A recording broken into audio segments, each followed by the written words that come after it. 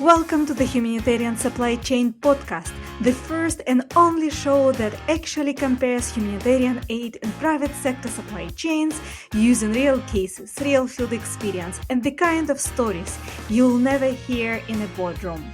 If you are here for honest insights, field stories, and a few laughs at the beautiful mess we call supply chain, hit subscribe, keep listening, and leave a comment. Let's get started. For many years, a simple phrase has echoed in conversation about humanitarian aid, a phrase spoken casually, sometimes dismissively, often with a shrug. Isn't humanitarian aid just blankets and buckets? And I understand why that perception exists. Blankets and buckets are visible, familiar, tangible. They are the items that appear in news photos, the items that volunteers hand out in the first chaotic hours after a disaster. But today, I want to invite you to look far beyond these images, to step into the complex, highly technical, and deeply strategic world that humanitarian supply chain professionals navigate every single day. A world that is far more expansive, far more sophisticated, and far more essential than most people ever imagine. Let's begin with something that looks deceptively simple: a tent. Not a camping tent, not a recreational shelter, but a UNHCR family tent engineered with the precision of emergency architecture. It offers 23 square meters of protected living space, a poly-cotton canvas roof weighing 350 grams per square meter, reinforcements strong enough to withstand winds of 75 kilometers per hour, and a waterproof ground sheet shaped like a bathtub to keep out rising water. This is not a blanket. This is a temporary home for a family who may have lost everything in a single night. And behind that home is a procurement specialist who must understand engineering, climate, durability, and logistics. Now consider the humble hygiene kit, often reduced in public imagination to soap and towel.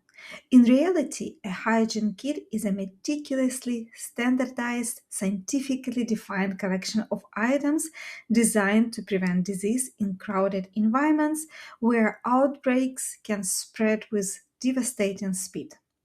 It contains 3 kilograms of washing powder, soap with at least 70% fatty acid content, 5 to 7 toothbrushes of medium hardness, toothpaste, razor, towels, shampoo, and dozen other items measured to the millimeter.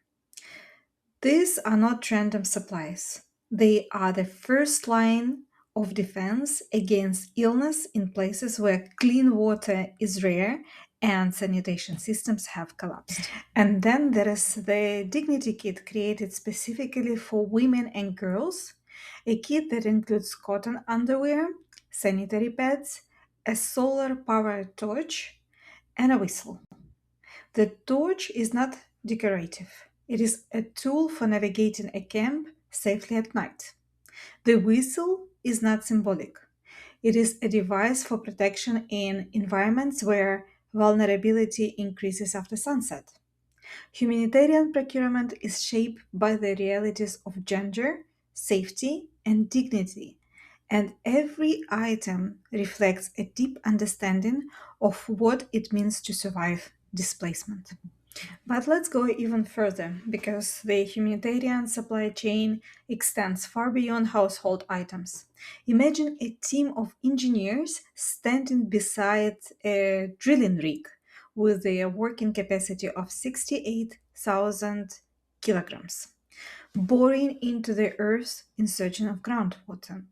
Humanitarians purchase borehole drilling services, geophysical surveys, pumping tests, and water treatment systems because water is not simply a commodity, it's the foundation of life, health, and stability.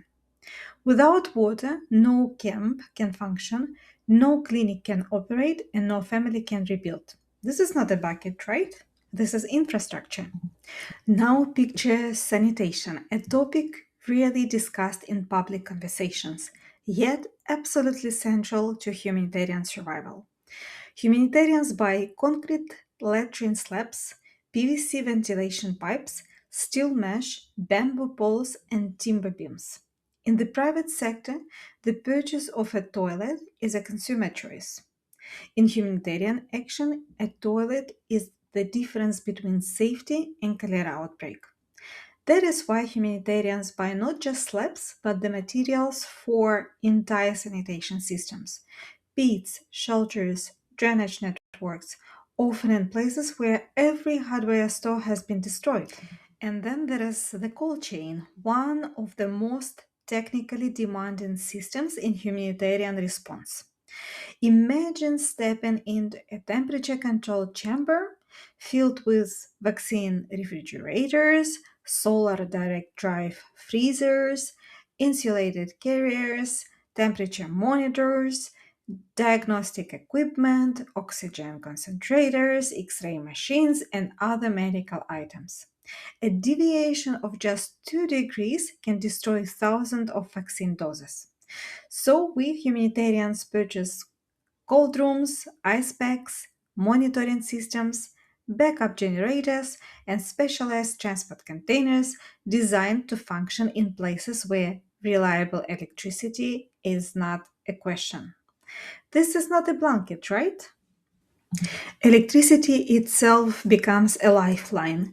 Picture a field hospital at night, illuminated by a diesel generator rumbling in the background while solar arrays charge battery banks nearby. Humanitarians buy generators of every size, solar systems, battery banks, and tens of thousands of liters of fuel because these systems power clinics, water pumps, registration centers, communication hubs, and security lighting. Those solar lanterns stacked in the boxes are not decorative, they are the protection. In many camps, women do not step outside after dark unless they carry one. Light in this context is not a luxury, it is safety, and safety is dignity. Education too becomes a procurement challenge. Imagine a school bell ringing in a place where the school building no longer exists. Humanitarians open a metal trunk labeled School in a Box, revealing an entire classroom for 40 students. Blackboard paint, chalk, pencils, rulers, exercise books, globes, you name it. Other kids follow. Shelter tool kits with hammers, saw, machetes, and roofing nails. Winter kits with the thermal blankets made from recycled plastic bottles.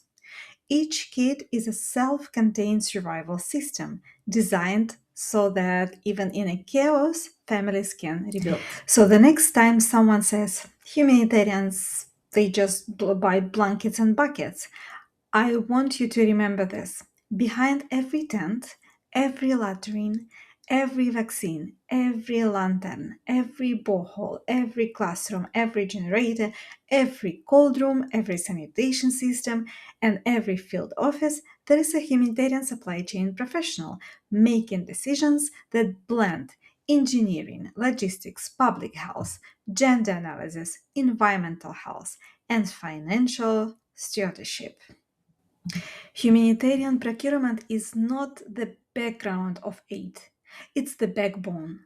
It is the invisible architecture that allows compassion to become action and action to become impact. And when you understand the scale and sophistication of what humanitarians really buy, you begin to see that this work is not just about distributing simple items.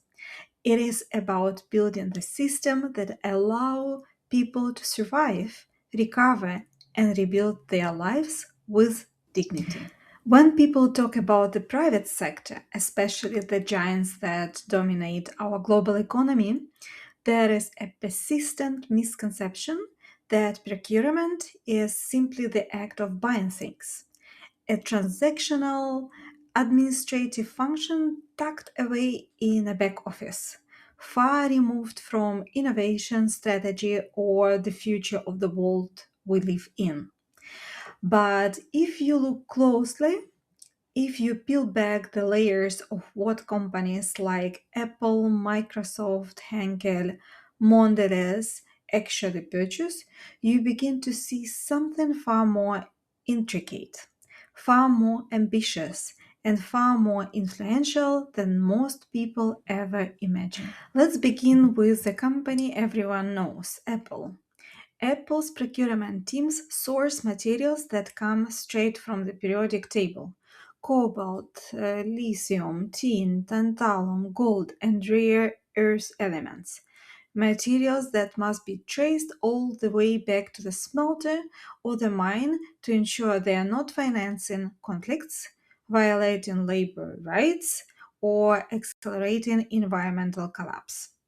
These teams negotiate with refiners, recyclers, and mining companies across dozens of countries, orchestrating a supply chain so vast and so complex that it spans continents, cultures, and regulatory systems.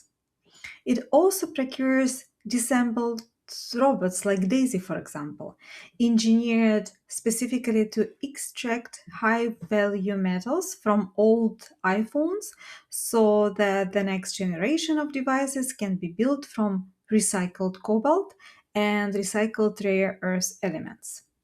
It buys advanced manufacturing equipment, precision robotics, and custom tooling that allow its suppliers to produce components with tolerance measured in microns.